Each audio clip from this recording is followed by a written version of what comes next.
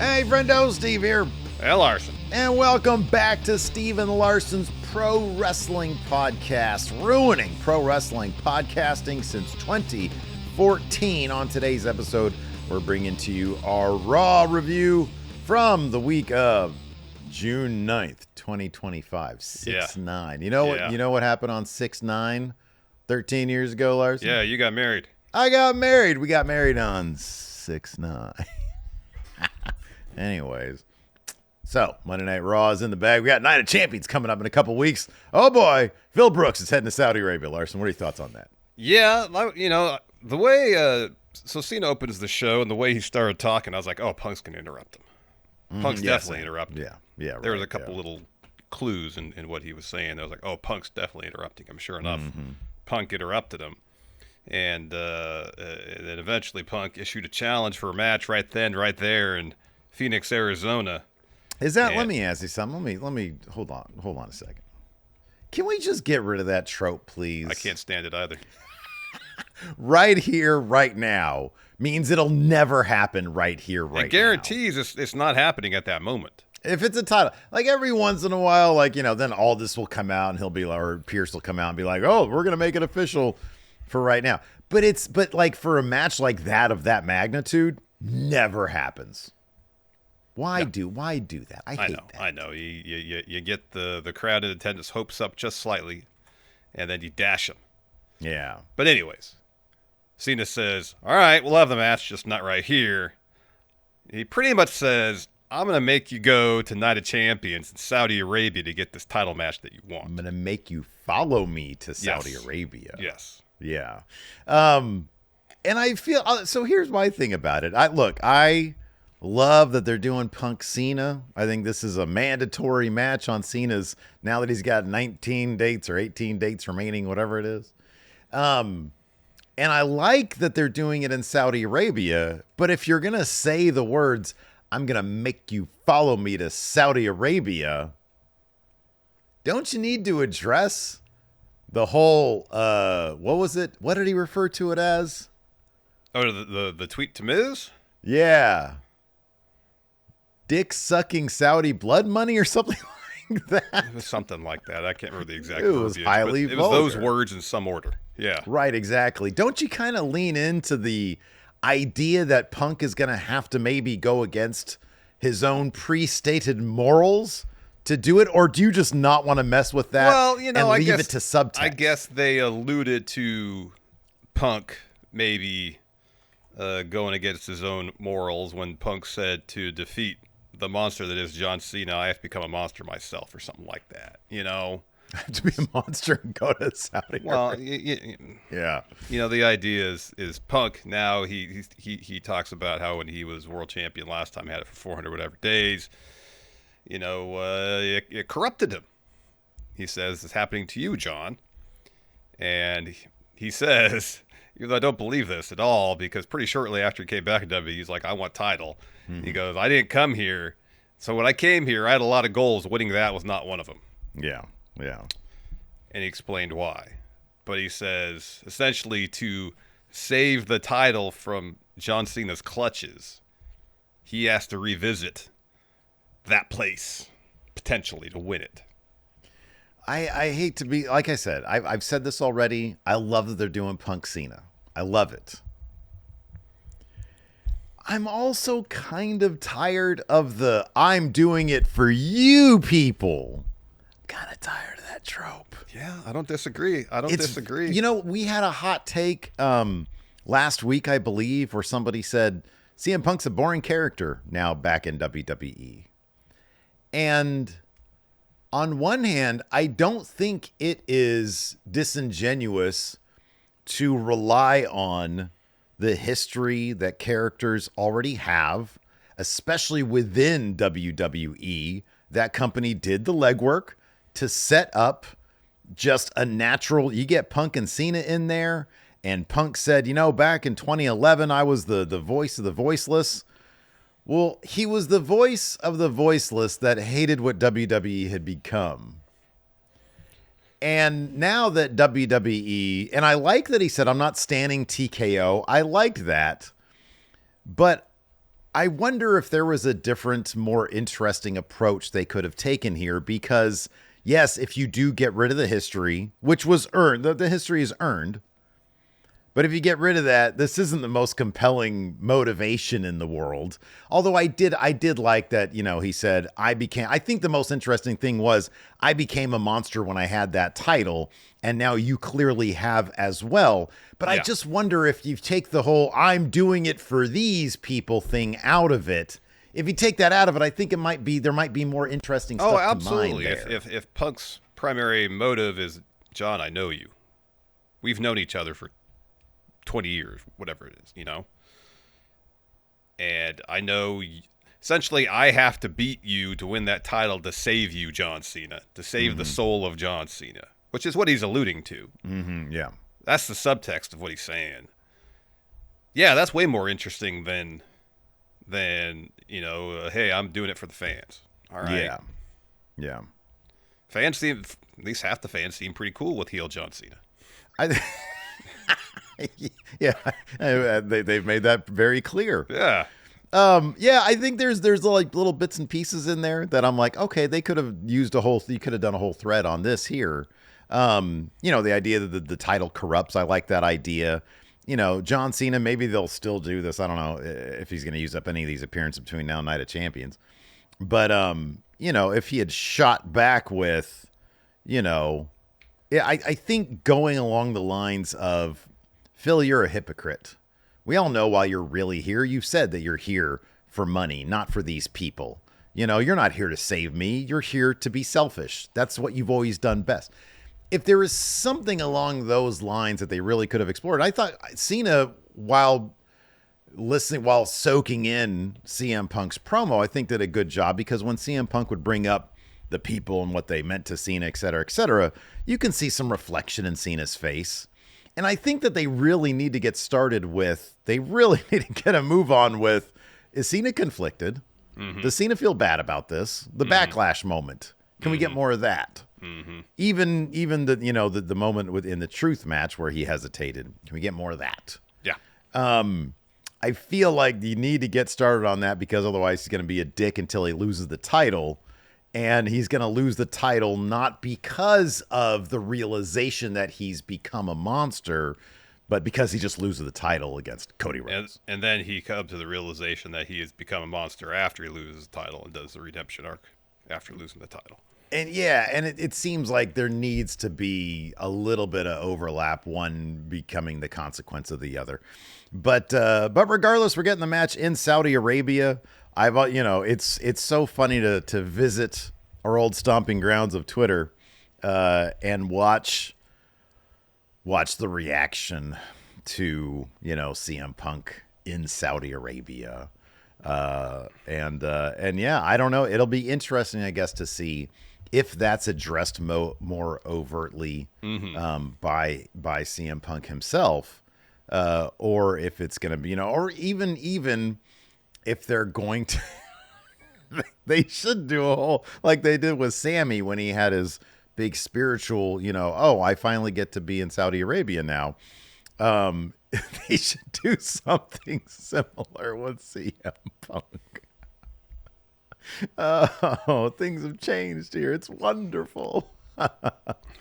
I doubt they're going to do that. Yeah. But, before we get to the segment by segment breakdown, let's talk about this. So they announced the World Heavyweight Championship match to happen at this Raw.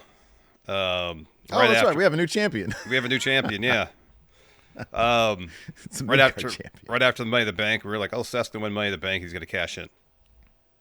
And the only time, saw Seth 2 times last night on Raw. One after the Cena Punk promo segment where he just showed up on the ramp and held out the briefcase.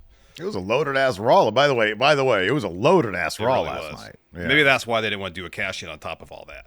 Maybe. Well, I got a good question about that, but please proceed. Sure. So, main event, Gunther challenging Jey Uso for that World Heavyweight Championship. A really good match. This match was pretty dang awesome. Yeah, it was awesome. And it just saw Gunther beat Jey Uso clean. No cash-in.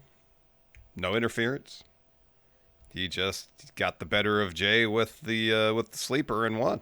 it was a wonderfully logical setup and build to this match where every step of the way Gunther was explaining, Jey, this is why I'm going to beat you, because you can't help but be a good guy, but a good guy can't be an effective defending world champion because you keep helping all your friends.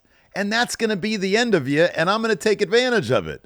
And that was the end of him. And Gunther took advantage of him. He was wearing the rib tape, and Gunther exposed it, and he gave him a spear. And I thought the match was pay-per-view level quality. I thought it was really fantastic. Good. It was really, really good. But there was no miracle for Jey Uso. He did not, Hulk out of this particular situation. And I like that it's grounded. Well, yeah, he did. He had some hope spots. But yeah, he did. At one point, he stood up he seemed like he was out from the sleeper, but Gunther just put it right back on. Yeah, no, he looked great. He had hope spots. I'm saying he didn't completely Hulk out where Hulk ends up winning the match. Yeah. It wasn't unrealistic in the terms of wrestling. Jey is booked very, very strong, but the idea here is when you have the best of intentions, something's got to give. You got to pay. You're going to pay for it. And everything that Jey has gone through has been not necessarily to the benefit of his world title run. And a guy like Gunther can take advantage of that. And he did. And all the hope spots I thought were wonderful. And dude, I was down the finish. I was like, God, I hope because I'm a Jey fan and I love Gunther, but dude, I didn't know down to the finish. I was like, is he going to power out of this? They did such a great job with the hope spots. And I was like, man, I really want Seth's music to kick in now because they'll wonk the finish. I was, for Jey's sake, because he's such a wonderful character. Yeah. I was like, God, for his sake, I want this. And did you notice the crowd reaction to Jey passing out was so awesome because it was like gasps and screams and the realization that just hit like a wave across the crowd. Ah, shit. But it was such a great match and it was such a great story. And yeah, they didn't give us a cash in, but here's my question to you now. Sure. Does Gunther even have to worry about Seth Rollins, given that Seth Rollins might have his eye on the Cody title, on the Cena title? That's where he presented the cash-in tease on Cena and Punk. And given that Rollins and Punk have history, is Rollins simply trolling Punk? Is he going to go for the top title? Or does he want the other one? I would guess that following, if I were to go in the mind of the character Seth Rollins, once he saw Punk go out there and challenge Cena for the title, his mind was made up. Oh, if Punk's going after that title, so am I. One, to stick it to CM Punk, and also to prove that he's better than CM Punk if he can cash in and win it before he can. Like, yeah, I think it's partially the trolling of CM Punk is motivating him to actually, probably at this juncture, going to go after that WWE title. Now, it's a situation where Punk will probably lose at Night of Champions. Cena will win. Once Punk is out of the title picture, will Seth then turn his vision to the World Heavyweight Championship? It's entirely possible. Is it my fantasy book, which is why it didn't happen, for Drew McIntyre this year was to win Money in the Bank, cash in successfully, this time on a Cody Rhodes after he beats John Cena. Is it possible we get Seth Rollins in that slot at the end of maybe SummerSlam? Does he stick with the Undisputed title, or does he go to the world title? Another reason, he said this later on, and it obviously didn't pan out because Braun didn't win his qualifier, was, either through competition or, I'm paraphrasing, we'll read the exact verbiage later, or through heist, we got our sights set on both titles.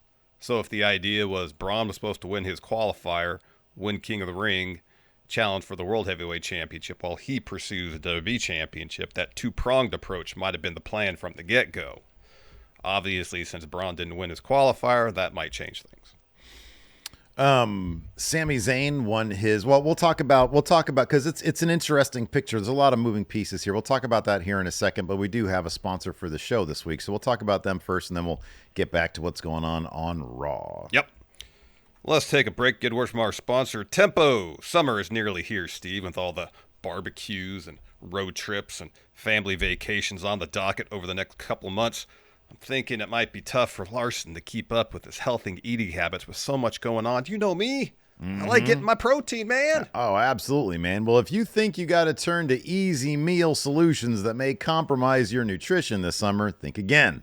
Tempo makes staying on track easy, offering fresh protein-packed meals that are ready to eat in just 3 minutes. Tempo's perfectly portioned meals takes all the guesswork out of eating well, so you can maintain your healthy lifestyle without sacrificing taste or convenience. I see here that Tempo has new recipes each week, like barbecued pulled pork and sweet potato skillets and sweet chili meatballs that are made with real, nutrient-rich ingredients. And they also offer meals like their protein-packed options that fit my dietary preferences. Larson's got to get his protein. Absolutely, man. And for a limited time, Tempo is offering our listeners 60% off your first box. Go to tempomeals.com/raw. That's tempomeals.com/raw for 60% off your first box. tempomeals.com/raw. Rules and restrictions may apply. So Sami Zayn won his qualifier for the King of the Ring. He moves on to face the winner of His another mystery opponent. fatal four-way. There's mystery opponent. I think Bronson Reed was in that match. Sheamus and Bronson Reed. Is that right? I think so. A mystery opponent, yeah.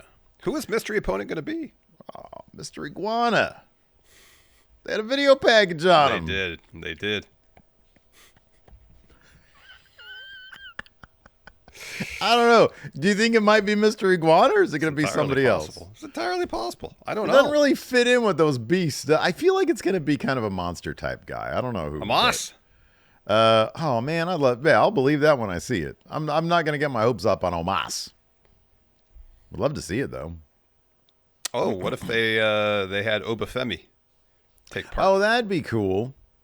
That'd be cool. It could be Ricky Starks if he's going to end up on Raw. Yeah. I forget what the rumor was. If it was Raw or SmackDown. I don't remember. I don't recall. So yeah, Sammy gets one of those big dudes. He's winning this tournament. Sheamus. Who's the other guy? Bronson. Bronson will probably win. I could see Bronson coming out of that. And then it'd be him and Sammy in the semifinals. Sammy wins that. Sammy's going to win this whole thing. I know. I'm just getting there. Hold on a second, buddy. I texted you that last night. Because, the finals are in Saudi Arabia. And he's going to get a title shot at SummerSlam. Are they going to do Sammy and Gunther again? At SummerSlam, dude? Is that world title, dude, honestly, is that world title to simply reward the mid-card? Is that what it's for? It's like a little step above the Intercontinental title at this point, isn't it? Yeah, dude. Yeah, I think it is. Who's the Intercontinental? Oh, Dom is the Intercontinental champion right now. Yeah. What about Finn? Finn should be the fourth guy. Wins in Saudi Arabia. I guess it depends what the two, quarterfinal fatal four-ways are on the SmackDown side of things. I don't remember. They had the brackets up. Let's see here. King of the Ring 25th. This is AI generated. I don't know. Let's see here. I just didn't make note of them. Okay, Dom was in that one. So it says here, Damian Priest. Wait, is this true? Randy Orton, LA Knight, Aleister Black, and Carmelo Hayes. Is that even true? Yeah, that's on USA Today, so I think that's correct. Oh, here we go. Okay, yeah. Cody, Priest, Andrade, Nakamura. Okay. Well, you got to think Cody's going to win that one. Okay, so according to this... Wait, is it going to be Raw versus SmackDown in the semifinals? I'd have to look at the actual brackets. Okay, so I'm looking at the bracket. Oh, there it is. Yeah, there is a bracket. On the left side, it's Raw on the top and SmackDown on the bottom. Oh, so you're gonna get a Sami Zayn versus the winner of Orton, Knight, Black, and Hayes. That'll probably be Randy Orton, you'd think. And then you got Cody, Priest, Andrade, and Nakamura against the winner of Sheamus, Rusev, Bronson Reed, and mystery opponent. Mm-hmm. So you got to think Cody's probably going to come out of his match. Cody, yeah, but if you're going to go, what are you going to do? Well, you can do Sami Zayn versus Cody Rhodes at Night of Champions. Yeah, you could. Yeah. Cody gets screwed? Sami ain't winning that match clean. That ain't happening, buddy. Give Rusev a tear. Yeah, that'd be great. Or you could do Sami versus Bronson, because if they got that pre-existing history. Yeah, they do. Cody could do something else. Cody ain't gonna miss King of the Night of Champions, but no, he's not. He's not. But then again, you could have Cody win this tournament, and there you go. You motivate his match against Cena at SummerSlam.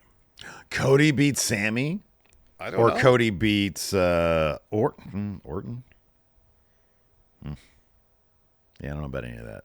This is a weird bracket. It is. Fuck it, just dumping a bunch of fatal 4-ways on us. I know, rather than having like a couple extra rounds. Come on, man. Let's do a bunch of one-on-ones. I know, that's what I'm talking about.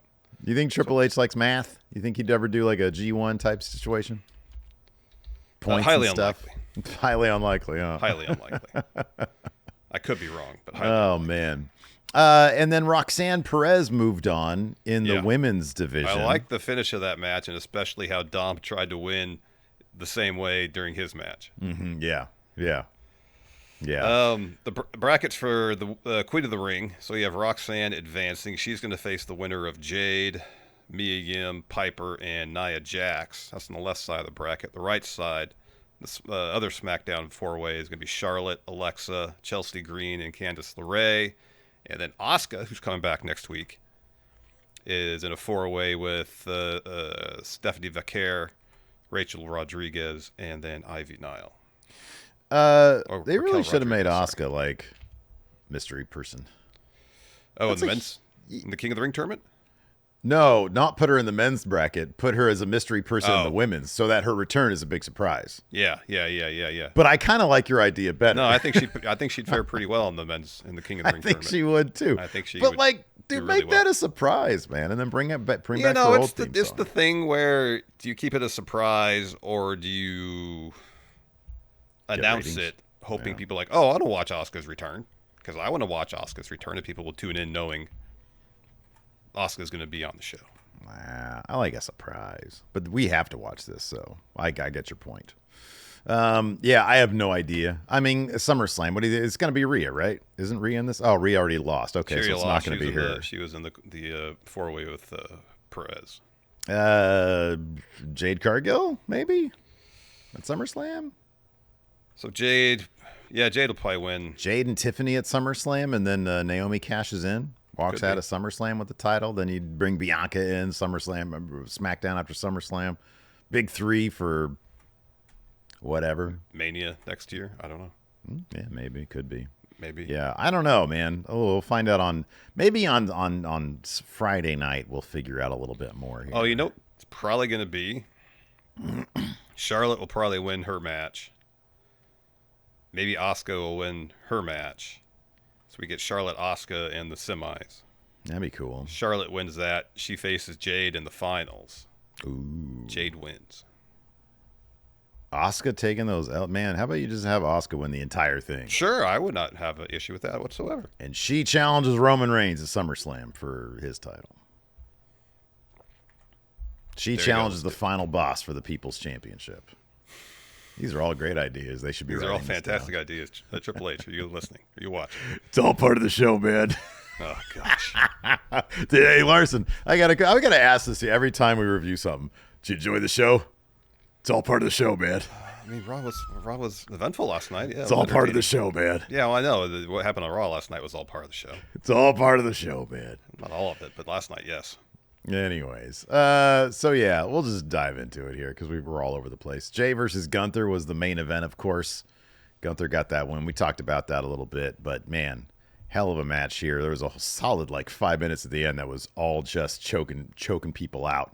But it wasn't like, oh, yawn, sleeper time. No, this was like, oh God, it was riveting. Wriggle out of it, get out of it. How's he going to get this going? And is he going to get to the ropes? And they did a magnificent job with that last 5 minutes, dude. And then, Gunther's goal obviously was, I'm going to win with the move that Jay beat me with, which was his move anyways, Yeah.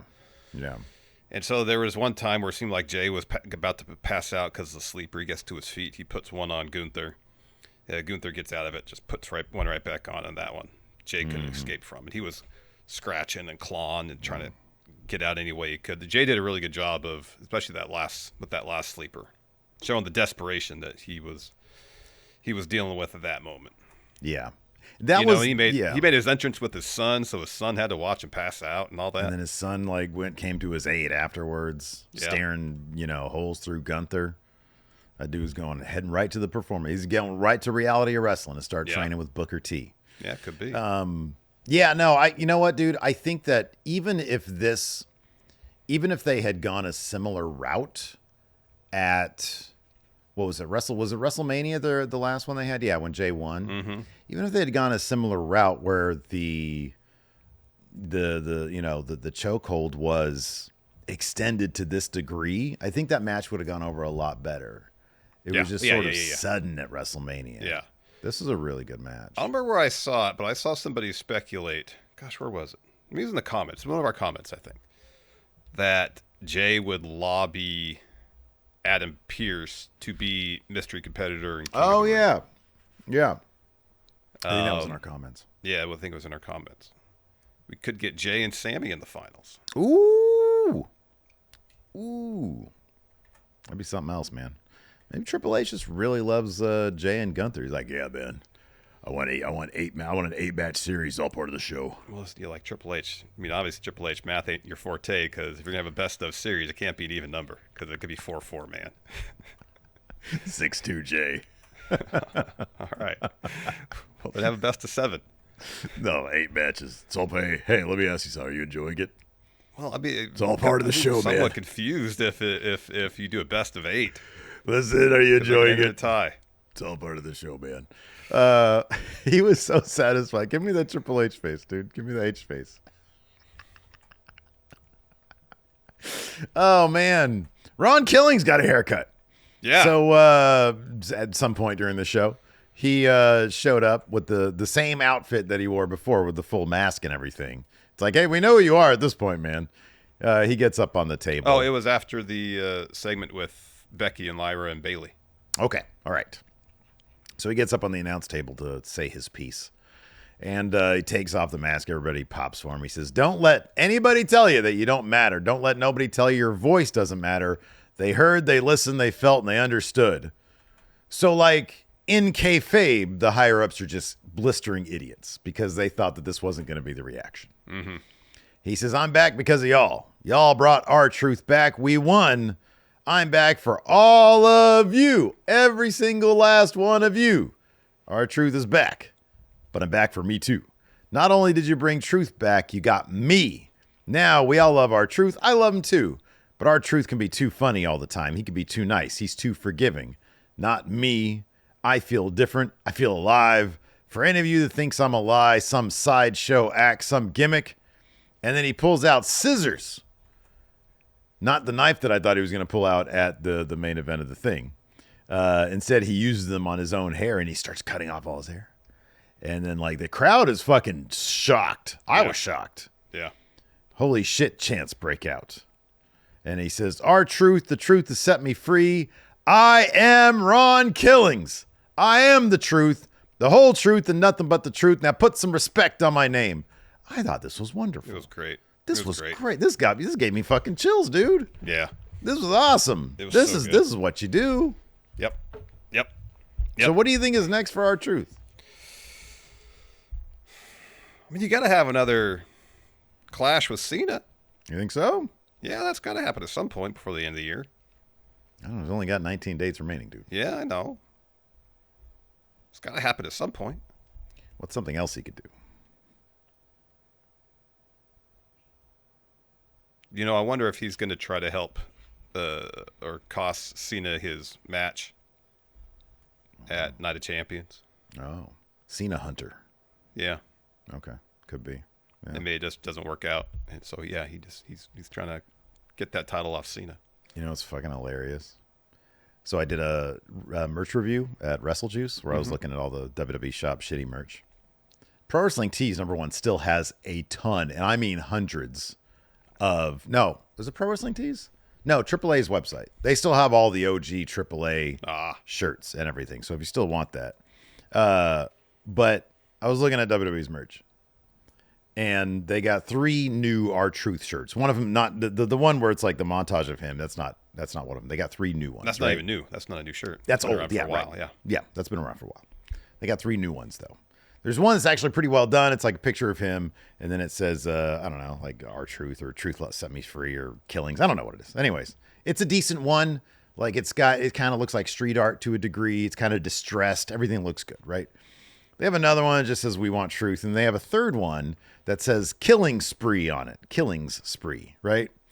And the picture they have them on off to the side is literally just they took a screen grab from the broadcast and they cut him out and they put him next to it. Okay? So I did that. I filmed that video last night. I put it up this morning. I go back to the website today. They change it? They changed it. Same shirt, but now it's him without the hair from last night's broadcast. Is it another screen grab? It's another screen grab, but a different screen grab. Oh, my goodness. And I'm like, was that first version like a super limited time? You can only got that from like Saturday until last night? Given that it's, what it says on there, is that a weekly thing they're going to update? Like every week? Screen grab every week. Every week they take whatever the defining image of Truth's segment and then put that on that shirt? Maybe. Like, I want to know how many people, because it's so poorly photoshopped. It almost looks like they simply slapped it on the advertisement. And I don't know if any of these shirts actually exist. It is the laziest, ugliest. Oh my gosh. Thank you. So you're looking at it right now. I might have for the video crowd. I might have this thing. Yeah. So I did like a side-by-side comparison. So like it's just a shot from this. It's just a screenshot. Oh my goodness. It's hilarious. Oh, the Photoshop on the actual shirt is terrible because you see the contour of the shirt as it goes up into the underarm area. Yeah, right. Yeah. And you can see part of the image of R-Truth of Ron Killings going past where that contour is. Dude, yeah, exactly. Yeah. It's bad. It's so bad. That's just on the shot with front. Oh my God. Okay. Yeah. Let me for the video crowd, you can see what Larson's talking right now because you're totally true. This is so lazy.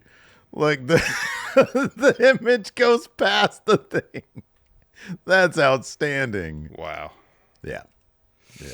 Speaking of merch, we've got some new merch, man, and it looks like $1 million. We already got a bunch of people ordering this stuff, and it's awesome. So Larson and I, huge fans of basketball. The NBA finals are going down. We play 3 times a week, and we've got ourselves a new line of Friendo Club jerseys. That's right, at friendoshop.com. You can still use 18 months and counting. That promo code Friendo2024, we ask that you do use that to make sure you save money. We've got these wonderful jerseys. The colors pop. They look like $1 million. We've also got a couple of hats, a shirt, and a hoodie. More stuff from the Hoops collection to come, including a matching hoodie and jogger set all over print. They're really quite ridiculous. But for right now, we've got 4 jerseys, 2 hats, a shirt, and a hoodie. So be sure to check this out at friendoshop.com. Use Friendo2024 to get yours now with the discount. Yep. I love that you wear them to the gym, just out to the farmer's market, or on the court, balling fools up. Or if you just want to relax at home. If you just want to chill at home as well. Yeah. Yep. Exactly. All right, let's talk about this opening segment. John Cena opens the show. He comes to the ring.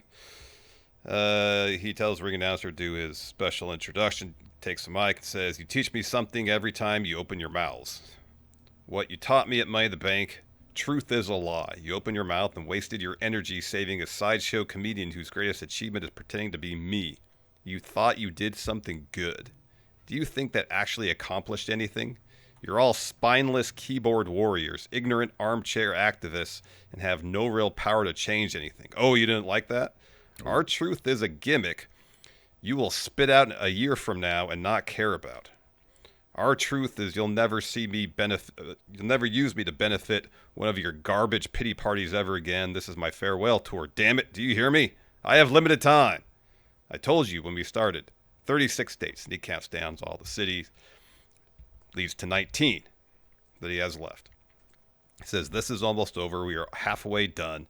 If you want to accomplish something, don't send me the class clown. You use your voice to send me competition. The way I see it, everyone you've cheered, from R-Truth to Cody Rhodes to Randy Orton, I've shut your mouth and beaten your best. This brings out CM Punk. And of course, he starts with Jim from the old days. Are you comfortable, John? Of course, that's how he started his pipe bomb. Yep. He says, I want you to be. I got a lot to get off my chest, and I'm prepared to have this conversation with my fists, but you will listen to everything I have to say right here, right now. He says, it's ironic. You strapped up the cowboy, the guy who said he'll ruin wrestling and made you who you were. CM Punk, the redheaded stepchild, seemingly defending the establishment. The more things change, the more they stay the same. I'm not defending the establishment. I'm not standing TKO, John Boy. I'm here to defend the people. And he starts pointing at all the people there. And he says, why are you so mad? You made the establishment pick you, or he says, are you mad the establishment picked you, but these people never did? They picked me in 2011 to be the voice of the voiceless. You said you never beat the best. He says, you have, though. Cody Rhodes is the best we got. You beat him because you take shortcuts and cheap shots. I'm not here to kiss my final boss's ass like you.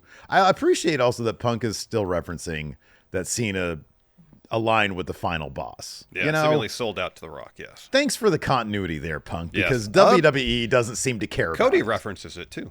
Cody references it, too, yeah. He says, these people are my boss. He said, it's my job to give them what they want, and if they want the truth, they're going to get raw killings. We're all spokes on a wheel, and it's about time I taught you that John Cena is just a spoke on the wheel, too. It starts by me taking that title off your shoulders. He says, remember when we locked up at the chamber? I felt it, but it felt different. You watched as Seth Rollins stomp me, put me in the STF, and the last thing I heard before I passed out was you screaming out, I'm sorry, because you damn sure knew then and know now what you're doing is wrong. He says, when I take that title off you, you're going to spend the rest of your dates apologizing to these people. That title has corrupted you, and I know that because that same belt turned me into a monster. When I came back, I had a list of goals, and holding that belt wasn't one of them because I'm afraid of who I am when I have it. He says, everybody in the back should strive to accomplish that. It's the chip, but now I see I have to become a monster to stop the monster. To you, to guys like you, like Seth, that means power and control. But to me, it belongs to the people. He says, by my count, you got 18 dates left. Of what little respect I have for you, I'll leave it up to you as to which one of those dates I take this off your shoulder.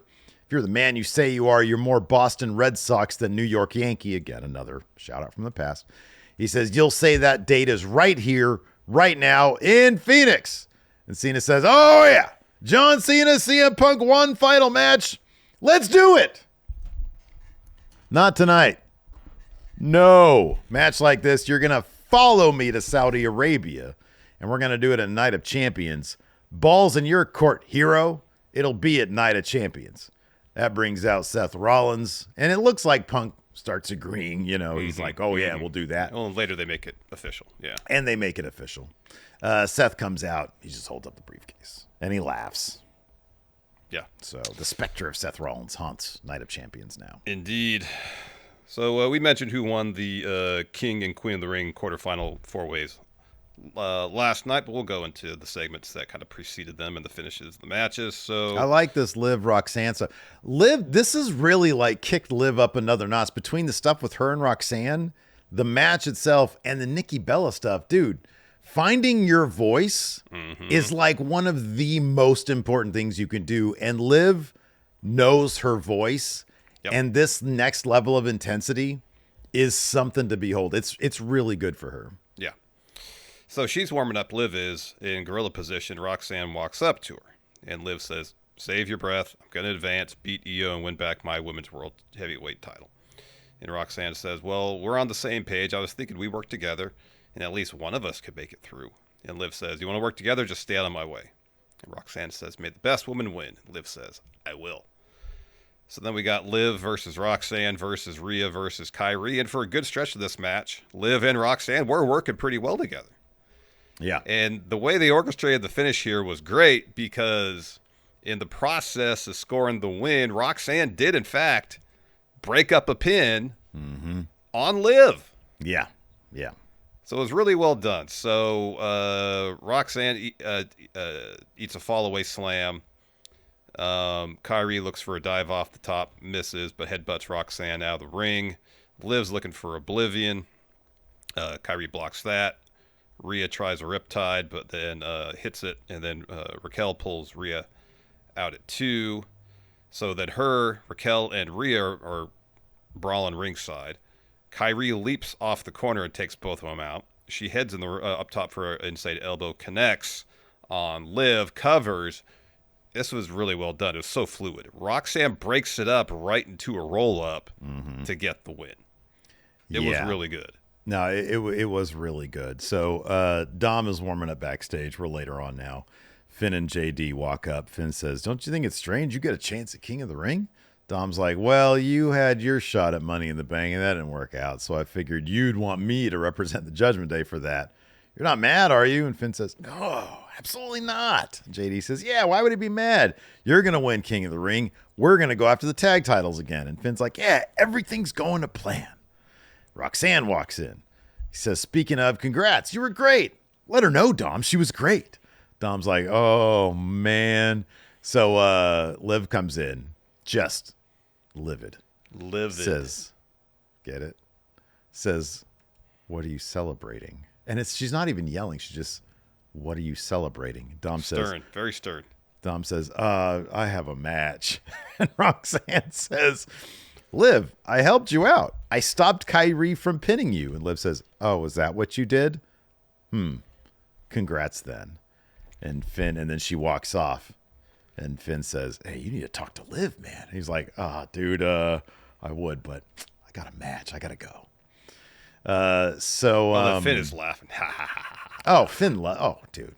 This is better than a title. He's like, "You know what? If I'm not going to get a title, at least I could have some fun." Yeah. So we're with Seth and his crew backstage. He says, "The future I see, Money in the Bank, King of the Ring. This is an all-out assault on both recognized world championships. Whether we take it by victory or heist, absolute power will be ours." And then Braun starts barking because he's in his 4-way qualifier next. This match was great, too. Yeah, this was phenomenal. This was really, really good stuff here. Penta versus Dom Mysterio versus Sami Zayn versus Braun Breaker. Yeah, this is really cool stuff. So, and we even got LA Knight. Yeah. So basically, let's see here. Let's go down to the finish. Dom gets himself up in the corner. Sammy goes for a haluva kick, but Penta intercepts him. He hits sacrifice on Sammy, goes for a Penta driver and connects. Dom tries a sneak pin, but Penta's shoulders weren't down. Penta kicks him in the leg, hits a sling blade, goes for a Mexican destroyer and connects. Penta covers. Braun barely breaks it up. Breaker attacks Penta, then stomps out Dom. Braun dumps Penta out, drops the straps, goes to do one of them big super spears, and he kills Penta right in front of the Prime bottles. LA Knight comes out of nowhere, hits a BFT on the floor. Yeah. Heads out through the crowd as Sammy hits an exploder on Dom and a haluva kick, covers to get the win. So Sami Zayn moves on to the semifinals. Yep. Yeah. Bayley is back. Yeah. So Becky makes her way out for a promo. She's in the ring, says, "No, you deserve a chance. I don't need you to tell me because I know I do. I should be out here celebrating my incredible victory. Do you know how many new things there are to celebrate after all I've done? Winning every title multiple times, Royal Rumble, main event winner at WrestleMania, best-selling author, now Intercontinental Champion. This should be a chance to celebrate, and this is the title of opportunity. Well, the best opportunity this belt has had is when I won it. Finally got to say, welcome to the big-time Intercontinental Championship. You have just become the greatest prize in wrestling because I am your owner. I should have celebrated with my hot husband and beautiful child, but no, because of that disingenuous, integrity-less, shamed my hometown bird girl, Lyra Valkyria, ruined everything. She was so enraged that I proved I was the better woman. She raised my hand so aggressively, I thought she dislocated my shoulder. Says, I tried to extend an olive branch and politely asked her to help me put the belt on around my waist, but she went crazy and tried to kill me. So I'm going to ask this crazy bird lady to come out here to apologize to me and raise my hand again, but this time raise it right. So Lyra's music hits. She starts making her way out. Bayley attacks Becky from behind. Tries for a rose plant. Becky gets out of the ring, runs into Lyra. Lyra kind of pushes her back in towards the ring. That's when Bayley looks for the rose plant. Becky leaves, but in between that moment where she pushed Becky back towards the ring, Lyra looked really confused. Yeah, she was like, this is my deal? Yeah.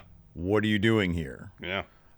So she obviously wasn't clued in on Bayley returning. No. So adds a couple layers of uncertainty there. Yeah. And then they just announced that Asuka's going to come back for the Queen of the Ring 4-way next week on Raw. They had like a video package. Still think it should have been a surprise.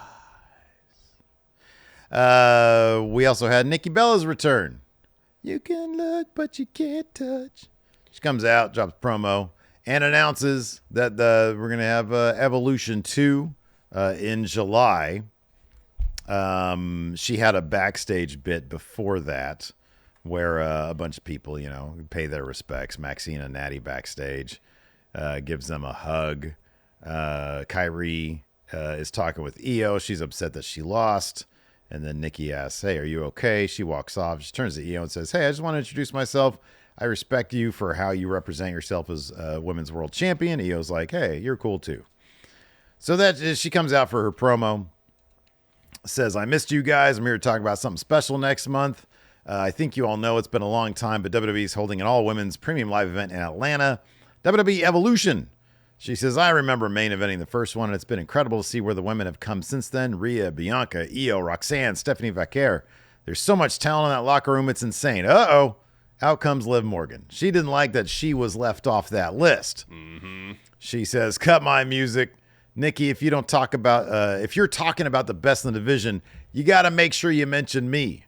And Nikki says, I didn't mean to leave you out. And Liv says, I'm the most talented woman in this division. Proved it again and again. I'm the first and only crown jewel champion. I'm breaking records as tag champion. I've been women's world champion all of last year. She says, you're lucky I wasn't around during your career. I would have beaten you too then. And as I talk, I realize you didn't mention me because you're jealous of me. I have everything you don't. I have respect, a championship, and I have a man. Nikki laughs and says, Liv, I get it. You lost tonight. You're angry. I don't blame you. It's a bad night for you. Speaking of your man, I'm trying to figure out just who he belongs to. Is it you or Roxanne? She says, I'm confused. If you could do me a favor, congratulate her for taking your title shot and your man. Liv says, say whatever you want. I'm a champion. You're just a reality show diva. That's as Nikki was leaving. Nikki comes back in, and as she comes through the ropes, Liv had suckered her into oblivion position, and she hits it and throws her hat at her. So you gotta think that's gonna be happening at Evolution, yeah? Oh yeah, that's gonna be the match. Yeah. Who wins that match, man? Oh, probably Liv. I hope so. Should be. Yeah. She's gonna cheat to win. So it's obvious Triple H loves Mr. Iguana because Mr. Iguana got a video package during Raw. Yeah. It's a smart move. I mean, they hurried him over to Money in the Bank to put him in the crowd. People popped huge for him there. People love Mr. Iguana. Is this guy going straight to fucking Raw, dude? That'd be pretty wild, man. Mystery opponent in King of the Ring qualifier. That'd be something else.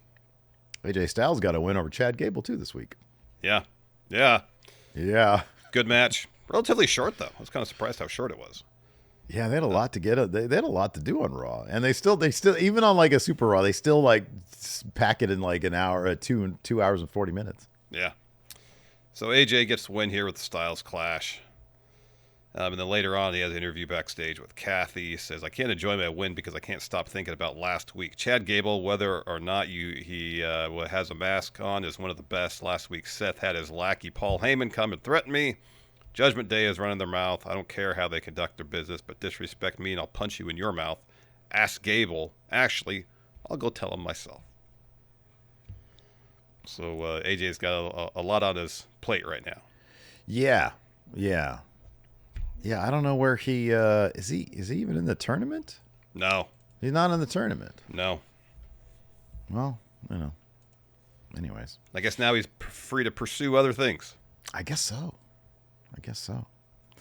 And then finally, in the tag division, which is kind of an afterthought these days for Monday Night Raw,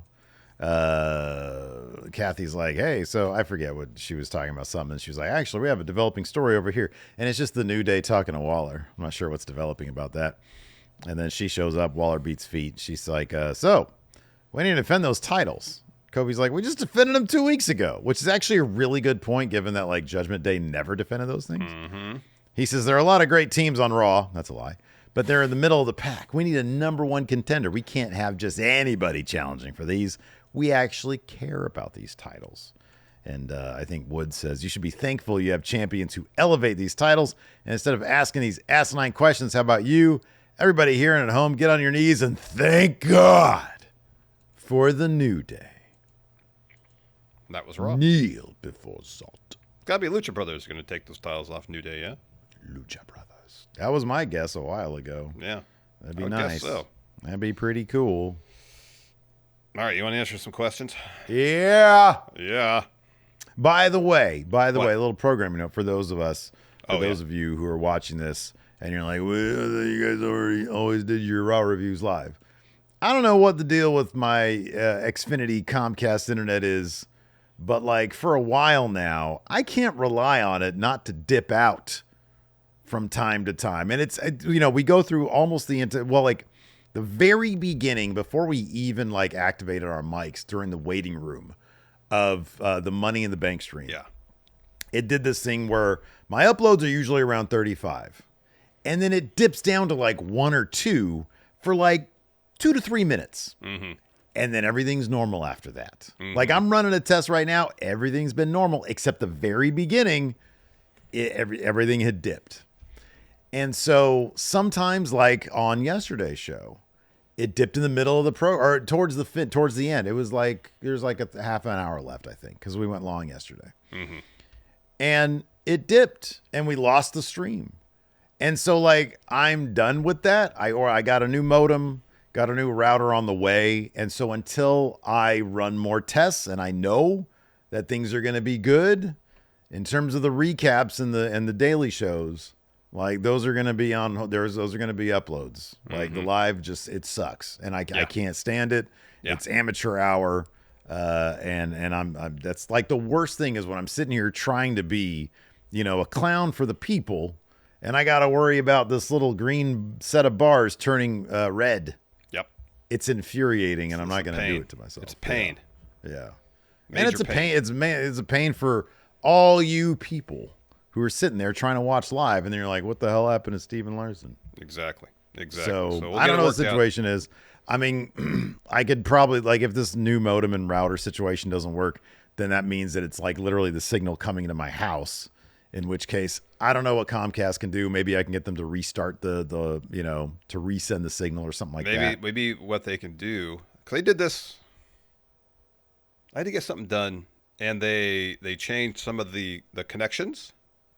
They updated those, and it's worked much better since then. Well, like physically somebody came out and changed stuff? Yeah. Okay. Well, that's going to be next on the list. Because it could be a situation where you have old cables that can't necessarily handle the capacity of this new internet. That could be. All right. Well, I'll look into that if this new fancy... Apparently, the new fancy shit I got is supposed to be like super stable and good, so I'll probably end up keeping it, but we'll see. Anyways, questions. That's all YPA questions. Stuff. The Blind Cinephile. Javier. Yeah. Says, could Ron Killings and R-Truth's split personalities be like Mick Foley's 3 Faces of Foley? I doubt it. I think this is going to be for Ron's last run. Mm-hmm. And we'll see where they go with it. I don't know what they're going to do in terms of feuds and stuff for him. Yeah, I don't know either. Gold Ducat asks, is CM Punk a sellout? I'll answer my own question. Yes. Wow, Gold Ducat came hard for Phil. Is he a sellout? No, he's not a sellout. What are you talking about, sellout? Luis says... He bought in. Luis says, should Cena's belt shot finisher have a name? So when he hits someone with a belt shot.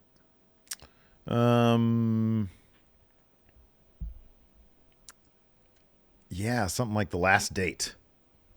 You know, I was trying to think like of something with the word ruin involved because he wants to ruin pro wrestling.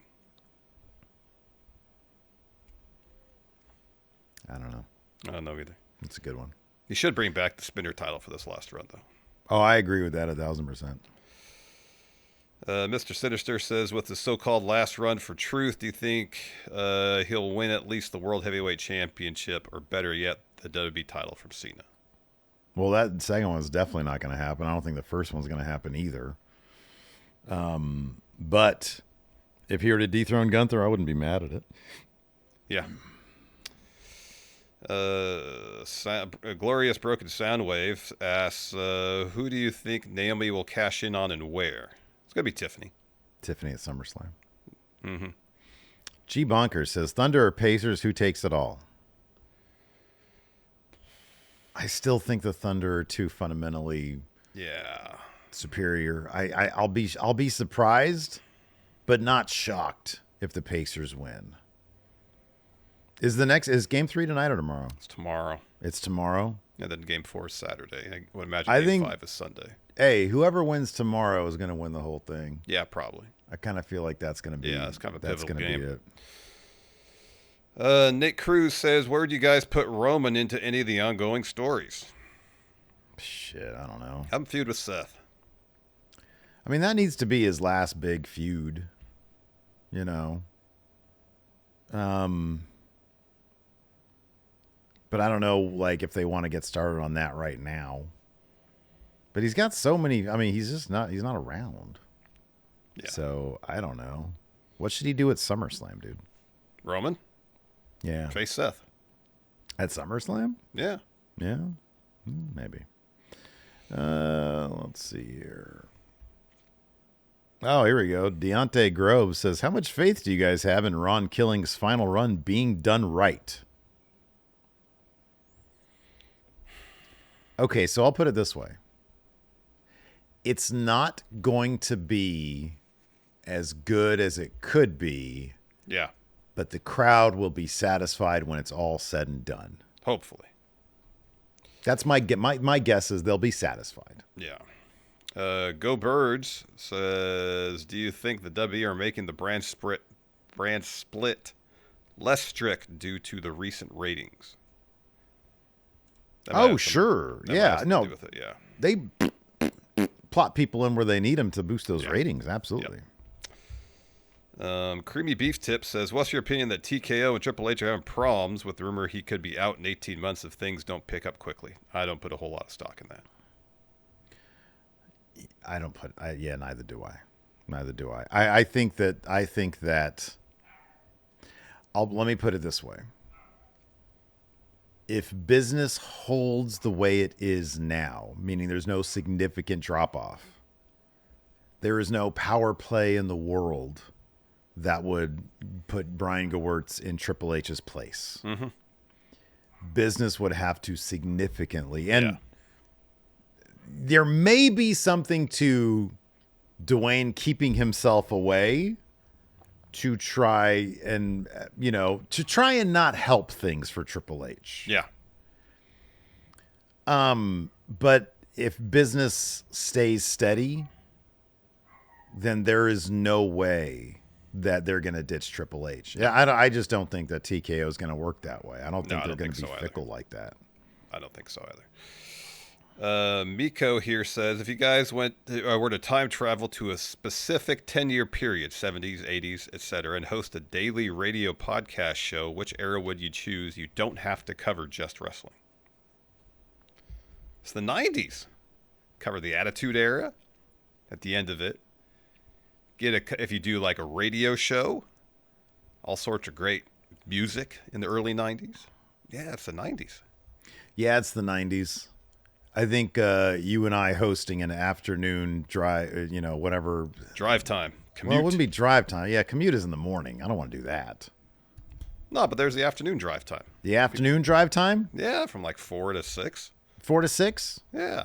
Okay. Or 3 to 6, Yeah. Yeah. You and I hosting like a sports talk show. Yeah, that'd be great. That'd be awesome. In the 90s? That'd be awesome. Heck yeah. Bree Mode says, how do you want Bree Mode?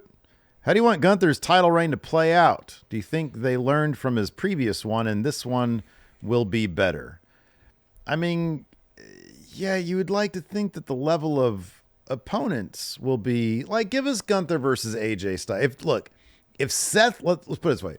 If Seth keeps his eye on the undisputed title, plenty of good opponents for Gunther. You got AJ. You got Mr. Iguana. You got Rusev, Sheamus. Yeah. Pagano. Chessman. Psycho Clown. Octagon Jr. All great names. All great names. All great names. Aerostar. Yeah. Hey, you a time traveler? And then Aerostar drops down from the ceiling, takes him out. Swag Burglar says, what is the first movie you remember being disappointed by? Wow, what a great question that is. That's a great question. The first movie I remember being disappointed by. I remember the first movie experience I ever had was Star Wars at the drive-in. All right, I know. I got an answer. I can tell you what the first movie I was ever horrified by was, and it was Dreamscape. Yeah, that's a freaky movie, man. Terrifying, bro. That's a freaky What movie. do you got for me? Weekend at Bernie's. How did you not love that movie? What are you talking about? We saw it. Did you hope that the guy was alive in the end? No. I just thought it'd be funnier. It was the same joke over and over. What a fickle child you were. Come on, man. Like, what more do you need? I saw the trailer. I was like, oh, this could be funny. I went and saw it, but it was the second. Hold on. movie. I'm sorry. Why do you frame it as if you're a fucking adult? You saw the trailer and you went to go see it? Did you get in the car? No, I went with I saw it at the drive-in. It's the second movie in a double feature. Do you know what the other one was? I don't remember. Was it like Mannequin? Another weird thing where it's like not like. No, I never saw Mannequin at the drive-in. I saw it. That was one that was a rental. But I saw okay. I think I saw Mannequin in the theaters. But I was like, oh, the trailer looks funny, and it's just 2 hours of the same joke. I didn't think it was funny. What do you think the runtime on that movie was? 15 minutes. I don't know, maybe it's 90 minutes. I don't know. Whatever. Oh, I'm curious now. How much did they get out of that? Weekend at Bernie's. Enough to get a sequel out of it, too. Well, yeah. They managed 2 movies before rigor mortis kicked in. Which is crazy. Running time. 1 hour, 38 minutes. All right. That's probably like 8 minutes long. I mean, really, it should have been about an 8-minute movie. It should have been short. Yeah. Yeah. And Given they the did premise. a second one, dude. Crazy. That is wild. It made it. What's crazy is that so they had the budget of $15 million. And the box office, it made $30 million. And that was enough to make a sequel. Yeah. Times were different back then. Times were a lot different back then. Yeah. And the sequel, I love this. Do you know what the tagline for the sequel was? No. Bernie's back and he's still dead.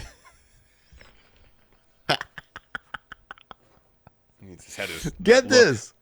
The budget was the same. It was between 15 and 17 million. Yeah. Because they had to spend a little bit more on makeup, maybe to make him look a bit more dead. Maybe. It only made 12 million at the box office. Well, yeah. Who was asking for a Weekend at Bernie's sequel, honestly? Paramount or whoever made the thing. Yeah, whatever. Whatever.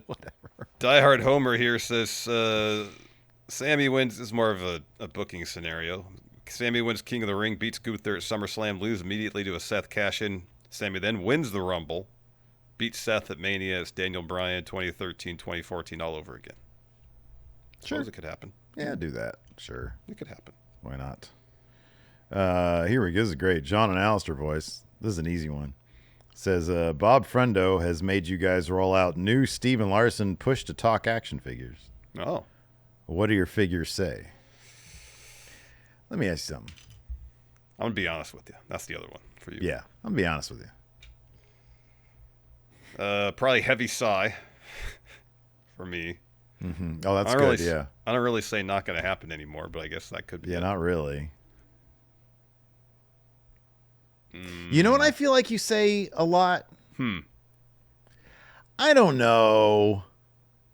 Yeah, I probably. feel like you say that. Yeah, probably. No, you know what you should say from our reaction streams. Like usually say, "There it is." There it is. Yeah, that's what I said when Punk's music started playing. There it is. There it is. Or yeah, someone wins. There it is. There it is. Yeah, that's what you say. You know what's wild, dude? This is so funny. I was on YouTube and I noticed somebody did a compilation of streamers and the reactions to R-Truth's return. Mm-hmm. We were not in this one. We're in like every single. We're not in this one. I went back because we mentioned this before. I think on the Star Ratings video, somebody criticized our lack of reaction to stuff, and it's funny because it started up a whole conversation like in the comments with some people, where somebody was like, "Hey, you guys need to rethink your content strategy because everybody that does reactions these days, they all do it over the top." And I'm like, well, maybe we're just the ones who react like normal human beings. Yeah. And when it go, oh my God, yeah, what? Does that kind of reaction seem to align with our personalities? I feel like manufacturing that level of reaction seems to align with our personalities whatsoever. We're merely fulfilling a niche of genuine reactions, of the underwhelmed, of, hey, maybe you should actually try to fucking impress us to get a reaction. And as soon as we start bleeding viewers based off of our underwhelmed reactions, then maybe we'll call it a day. Yeah. Maybe. But we're just a place to hang out while we're doing shit. We barely even monetize the reactions. Like we're not raking in the super chats and subs. Well, we did pretty good on the subs last time. But I was actually kind of shocked at how underwhelmed it wasn't even underwhelmed. My R-Truth reaction, yours was dead silence because I know you were just like, oh, I don't know how I feel about this. Well, like, once it started going down, I was like, I kind of figured it out pretty early. Mm-hmm. It's like, oh, that's R-Truth. I think I even say that. I'm like, is that R-Truth? You did, yeah. My reaction was simply this. Wow. And I honestly think I was not like in a dramatic way, but I was just sort of shocked. I was trying to process it. I was like, what the fuck does this mean? Yeah, I know. We're thinking men. We are. We like really to process before. Intellectuals. We're intellectuals. That's what we are. Hyper intellectuals, really. So it's rather than having a reaction, an emotional reaction. Right. We think about things. We're cerebral in terms of how we process. Anybody can give just a dullard's emotional reaction. Ours is superior. Well, on that note. On that note, we're going to, I like this. We'll end on this one, actually. Oro Chimal says, can Steve upgrade to internet providers? The problem is there's no upgrade. I'm telling you, have someone come and replace your cables. I might. Well, that's going to be the thing. But like, I'm stuck with Xfinity. I'm stuck with it. They have that municipality kind of monopoly thing on a lot of the utility stuff here. So yeah, dude. Nobody. I'm not sitting here on fucking ass crack internet. No. Steve has the same internet as me, or at least same internet provider. Mine works fine. Yeah. Maybe because I got all my cables replaced. But okay, here's the thing, though. We don't know that yours wouldn't have the same issue as mine. But I had my cables replaced. No, he came and he changed out all the cables and all the connectors and all that stuff. What was that last upload thing that you had? Do you remember what it was? My upload speed? Yeah. It was like 160. Yeah, but didn't you do it again? 130. Jesus. New cables. Can handle the bandwidth. God damn. Maybe I'll just do it myself. I don't know. I just thought of that. Yeah, today. No, it's possible. I'm going to call him and be like, Larson got some guy to come out and do new cables. Yeah. They're like, sir, who's Larson? Because the guy, when they have a length of cable, and it's because you don't want to have it too long. And so Why they have not? some. because you could lose some fidelity if you have, like, it's just how it works over the course. It's better to have multiple smaller cables No, I'm not saying that are that. connected. I'm just saying, generally speaking, you don't have too much cable. Because the longer the individual cable, you bleed information. Really? Yeah. All right. Well, I don't know. I'm going to call them and find out. But first, I'm going to try this fancy shit that I got. Hey, I don't think what you just said is based in any amount of education. But you came out, changed the cables, new connectors, and I haven't had any problems since then. Unless there's like a neighborhood outage, I have not had any problems. Yeah. All right. Well, one thing at a time. We're going to get back there. In any event, that's going to do it for the show today. Thanks everybody for tuning in. Appreciate it. Till next time. See you guys around. Goodbye.